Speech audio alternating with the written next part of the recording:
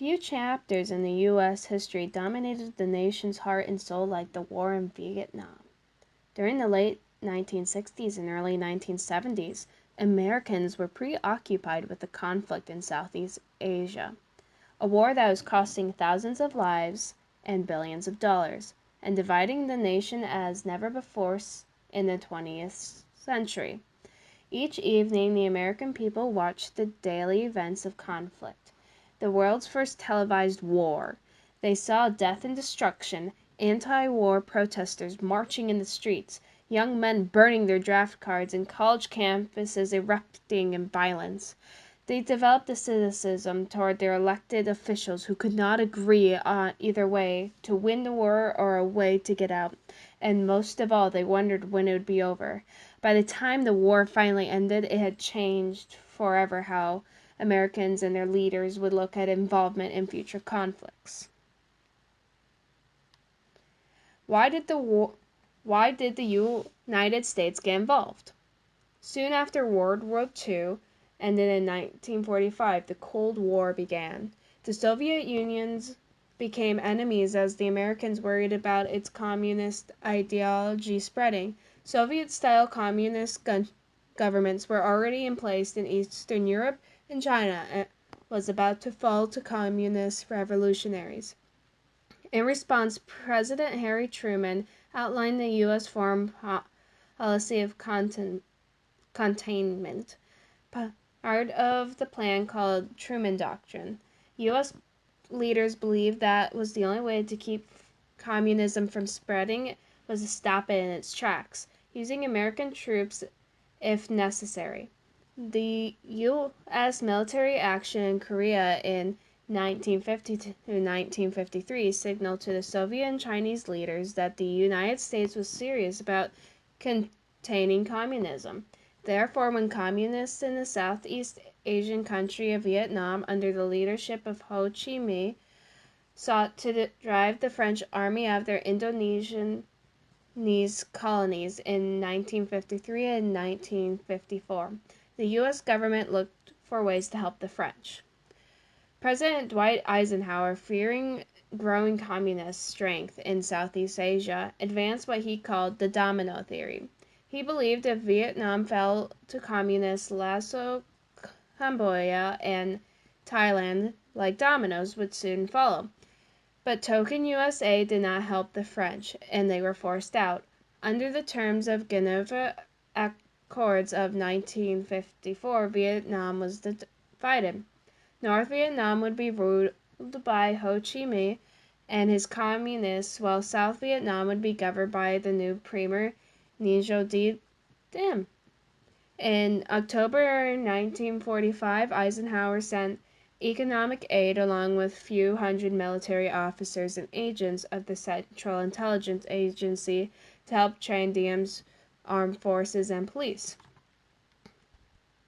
The conflict grows.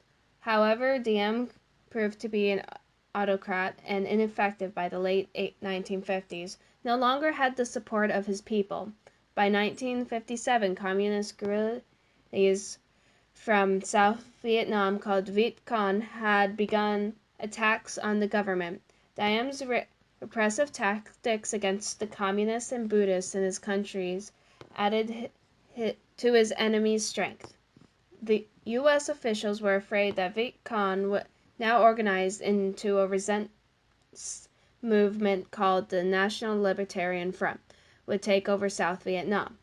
In response, several high-ranking U.S. government officials began to urge President John Kennedy to send more troops there. Kennedy refused to commit U.S. soldiers to combat, but did continue to dispatch what the White House called advisors to South Vietnam to stabilize their solution. When Kennedy took office in 1961, there were 2,000 Americans in South Vietnam. By the end of 1963, there were 16,000.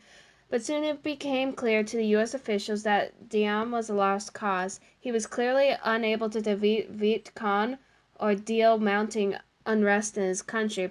In the fall of 1963, Washington did not intervene as South Vietnamese generals in coup d'etat overthrew and murdered Diem, At that point, Kennedy signed his administration's intent to withdraw most of the U.S. forces from South Vietnam by 1965, however, in November 1963.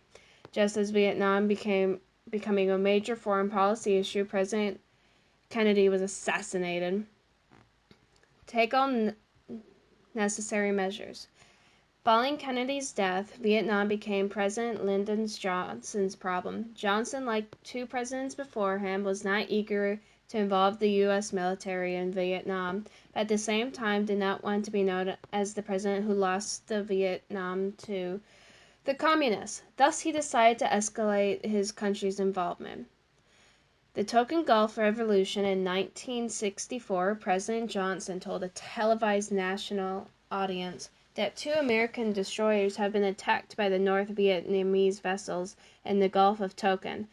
Congress then passed the Tonkin Gulf Resolution, giving Johnson the authority to take all necessary measures to repel any armed attack against forces of the United States to prevent further aggression.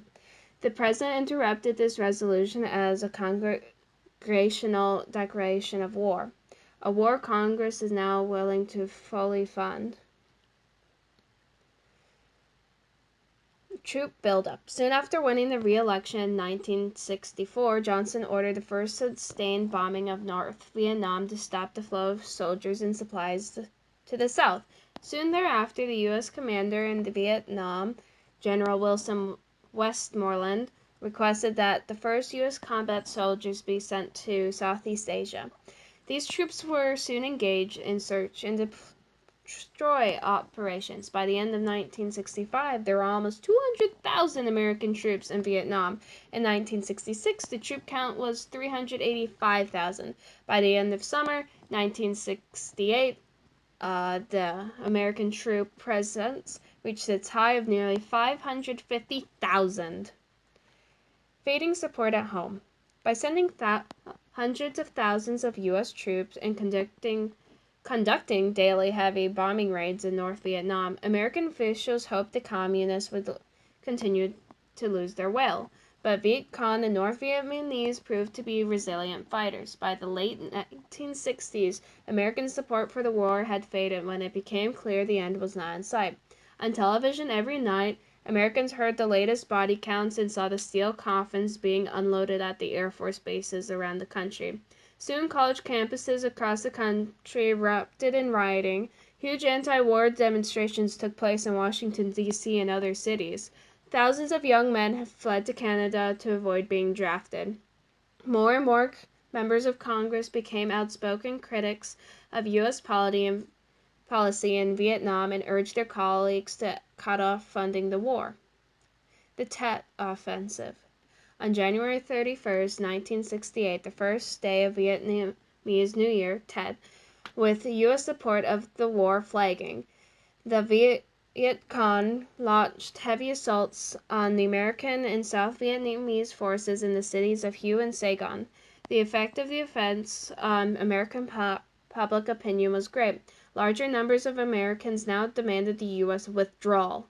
President Johnson's popularity dipped to 35% in opinion polls. In April 1968, he announced that he would not seek re-election. Vietnamese. The task of withdrawing U.S. forces from Southeast Asia fell to the new president, Richard Nixon. While campaigning in 1968, Nixon said he had a secret plan to bring peace with honor in Vietnam. In 1969, President Nixon began a slow withdrawal of American troops and initiated peace talks. Nixon called his plan Vietnamese, the equipping and training of South Vietnamese army to take over the fighting. It soon became clear to most U.S. soldiers and civilians that military victory was no longer the objective in Vietnam, but the fighting continued.